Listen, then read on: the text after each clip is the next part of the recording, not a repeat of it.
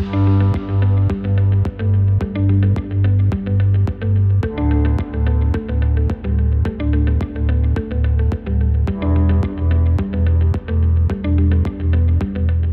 bring on our first guest, Simone. He's the founder and CEO and Futurist at Travel Singularity. He's going to talk a little bit about, what is this metaverse? Very good. So thank you so much for having me today. And, I'm very passionate about the topic.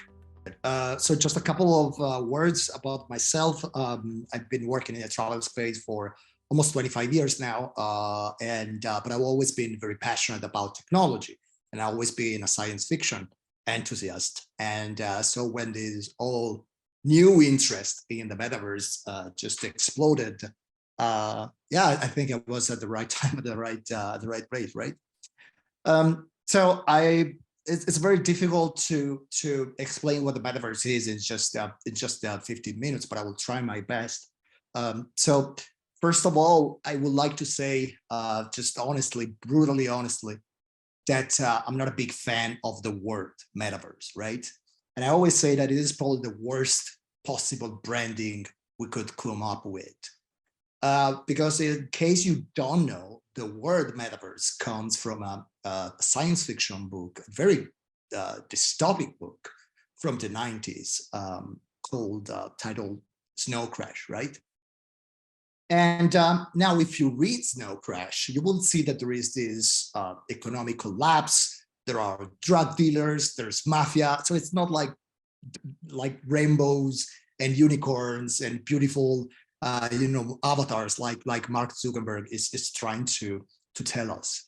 So I say, why in the world have we picked that book for to rename a technology that could be a revolution? But then I started to think back, and if you remember, there was another brand that actually came straight from a dystopian novel, and that was the Big Brother franchise, the TV show, and that came straight from George Orwell's 1984. So I think that I may be wrong, and this is probably the best way to call it. Anyway, if we want to be a little more, let's say, academic with the metaverse, we prefer to refer to the metaverse as extended reality. And of course, every time we talk about the metaverse, the first thing that always comes to mind is virtual reality. And I can understand why. It's more, in a way, it's more theatrical. It's very sensational when you see something on VR, especially when you do it for the first time with a headset, right? But this is just one part of the metaverse, and probably it's not even the most important part. And I always say that thinking about the metaverse and defining the metaverse as virtual reality is pretty much like eating a wonderful pizza and thinking you're eating a raw tomato, right? And so let's get this straight. The metaverse is not virtual reality. The metaverse is several layers of reality on top of what we can see and what we can touch and so forth, right? And VR, of course, is the first things that come to mind, but you got augmented reality as well. So the physical world, and on top of the physical world, we got a second layer of reality. This could be anything from like your Google Maps, for example. When you are in live view, you can actually see the quote unquote real reality. And on top of that, you can see another layer of reality, and that's the Google direction, right? And then you got the mixed reality, where you still can see the real reality, but on top of that, you see a second layer of reality, which whom you can interact. Pokemon Go could be a perfect example of that. Okay, like you're moving around, you see a Pokemon somewhere, you can interact with the Pokemon. And then, of course, you got virtual reality. But to a certain extent, every time we got a level of technology on top of what we can feel, touch, smell, we are in the metaverse, okay? So academically speaking, probably extended reality will be a little more precise. But again, this could even create even more confusion, so we will stick to the term metaverse. But just to tell you that metaverse is not virtual reality, or at least metaverse is not only virtual reality. And it's funny what you said at the very beginning, because it's something that I always say, about the fact that we cannot really wrap our minds about around the metaverse. And I think this is because we think in a very analog kind of way, binary scheme. And so if we talk in real life, we completely understand that that level of reality is, to a certain extent, better than virtual reality or augmented reality, or it's even better than just, what we're doing now. For our generation, meeting it over Zoom or meeting, face to face has a pretty different value. Now, for newer generations, this will not be so black and white. You'll probably see a lot of nuances here, and I call it the Roblox effect. If you got a kid or between 5, 8, and 9, and they do play in Roblox, and you try to ask them, what is your relationship with the friend you have as an avatar that is 1,000 miles away, and what is the relationship with the kid just in front of your apartment, with whom you play hide and seek? Now, for this kid, the question will make no sense. And this is not because they do not recognize that this is physical reality and the rest is virtual, or anyway, it's augmented reality or extended reality.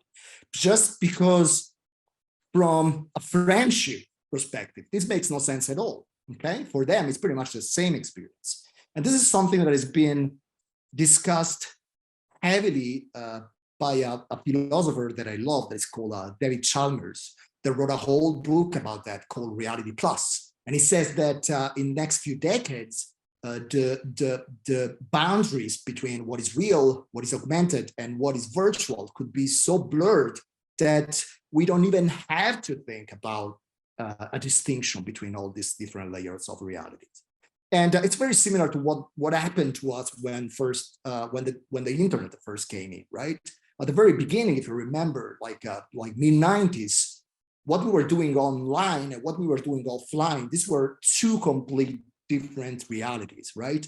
To a point that, like the first cyber crimes, if you remember that, they were even hard to explain. And that is because you always had this perception that if you were doing something on the internet, it was like a no man's land, no rules, whatever.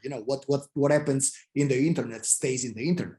Today we know that this is not the case. If you publish something offensive on your LinkedIn profile, you would probably not be able to work. And so it does have a direct effect on your life. And this is exactly what is going to happen with the metaverse. It will just take a few generations, probably. Another thing that I like to discuss when we talk about the metaverse is the fact that the metaverse per se is not really an innovation. When I look at the metaverse, I don't see any innovation. And this can sound like a paradox to you, but I like to compare the metaverse to the first iPhone.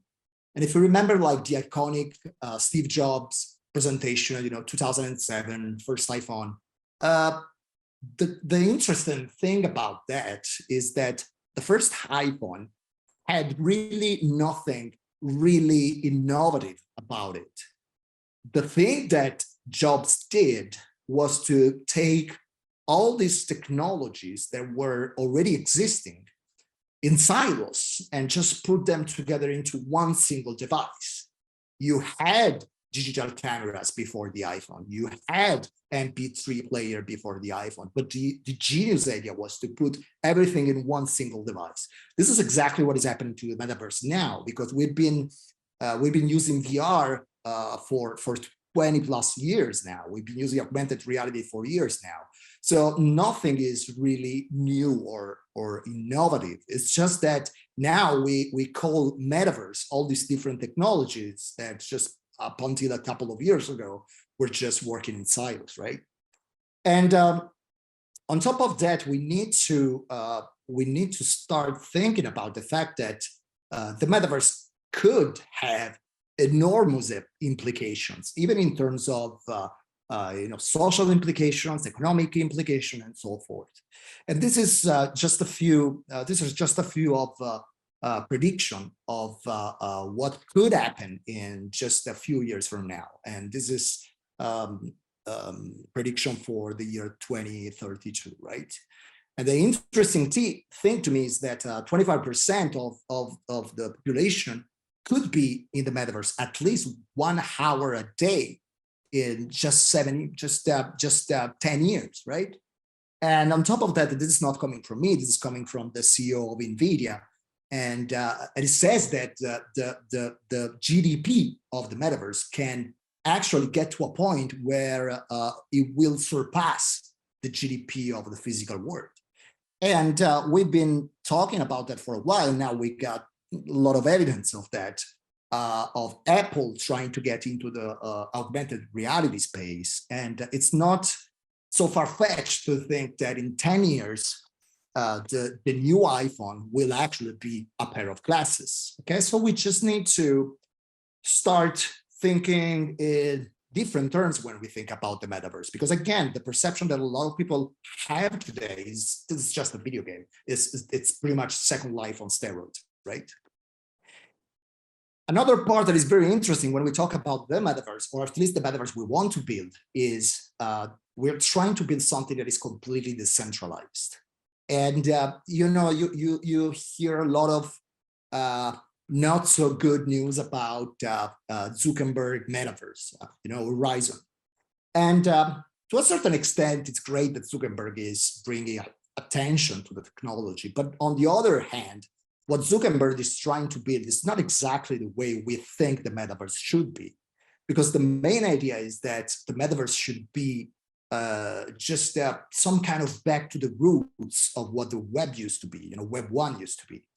Because over the years, and especially like my generation or your generation, Christian, we lived the two revolution of the web, right? We lived the web 1.0 revolution, and that was just, we were passive users. The only thing we could do with web pages was to check out a website, or if we were, very geeky, we could create a website, but that was it.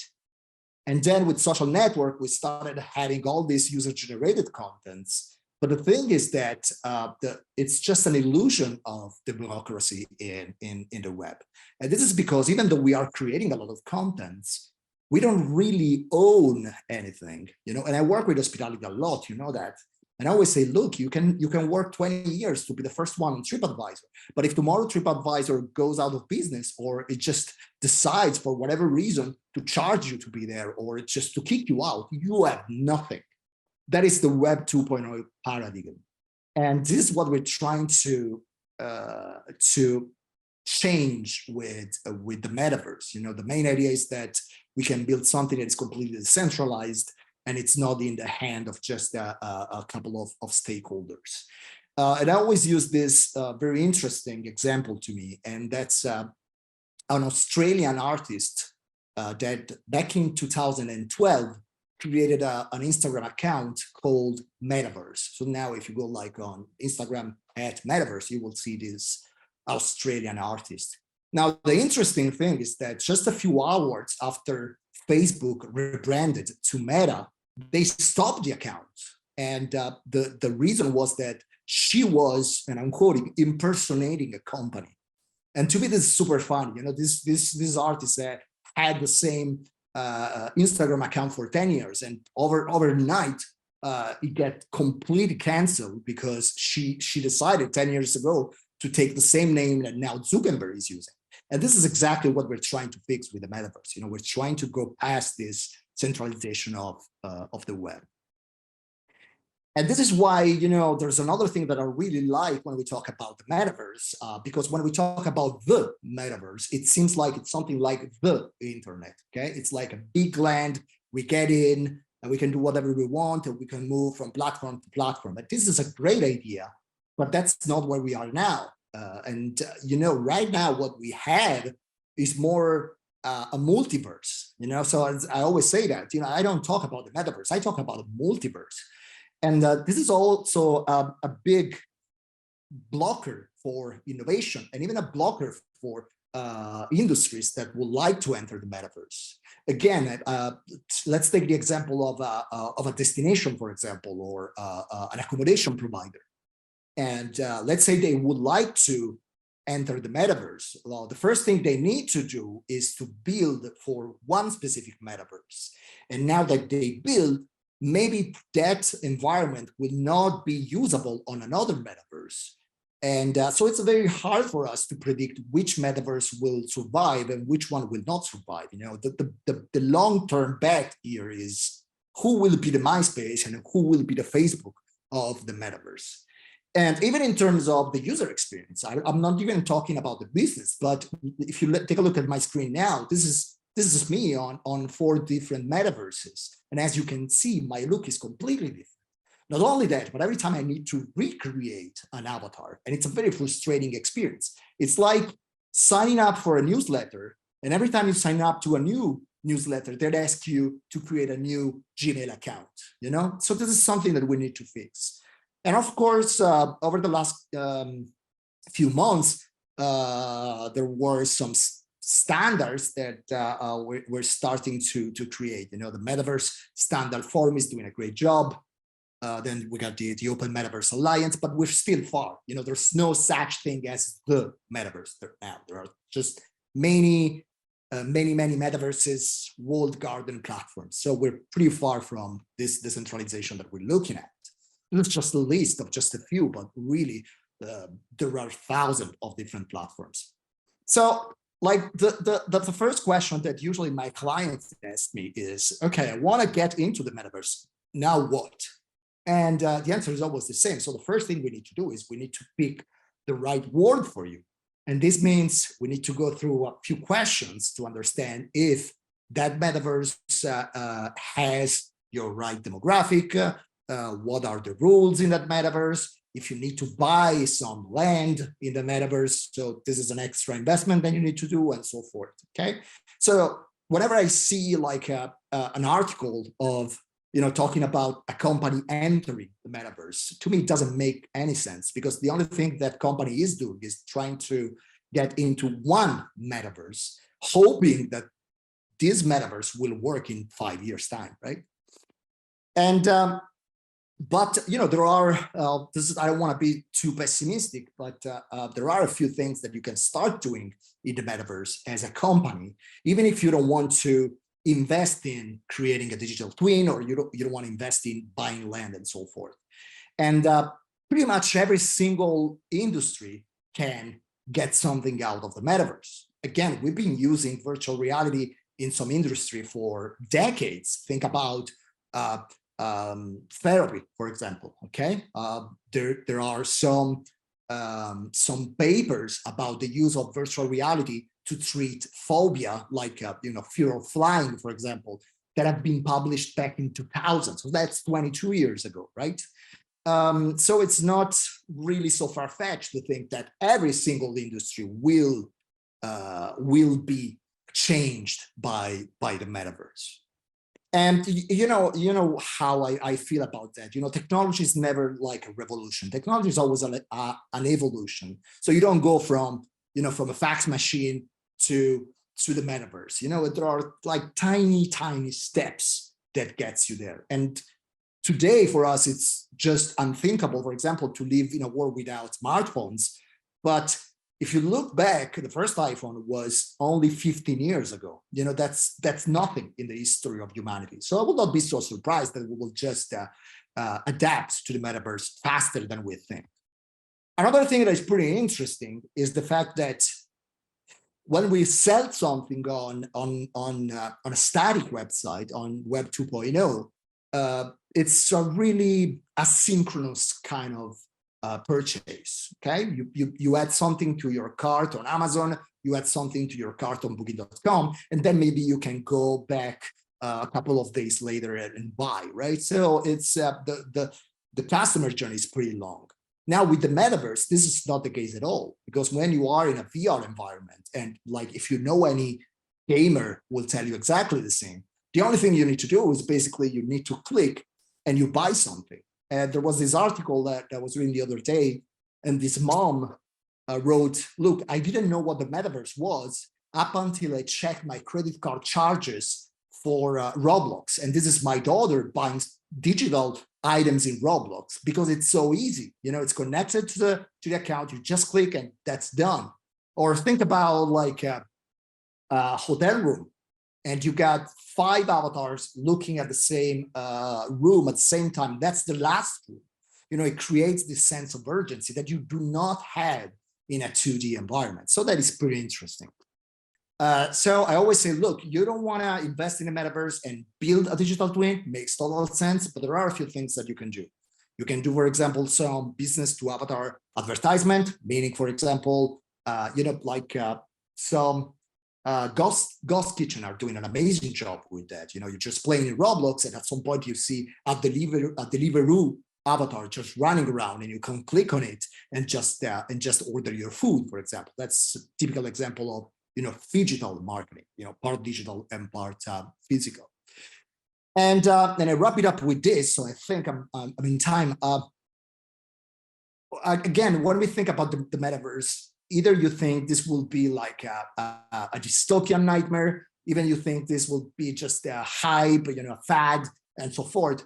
But look, the things that we're saying about the metaverse now are exactly the same things that we were saying about the internet in the mid-90s. And if you take a look at all the articles from New York Times, for example, or Time magazine, you see that there are a lot of titles such as "Internet is a fad." And here we are after 30 years with an e-commerce market that is a value today of $5 trillion. So just try to be open-minded, try to understand what the metaverse is, and try to understand the real application. So thank you so much for that. If you want to know more, you know, I do have a series on the metaverse that's called POLYBIUS, and if you want, I can give you more details later.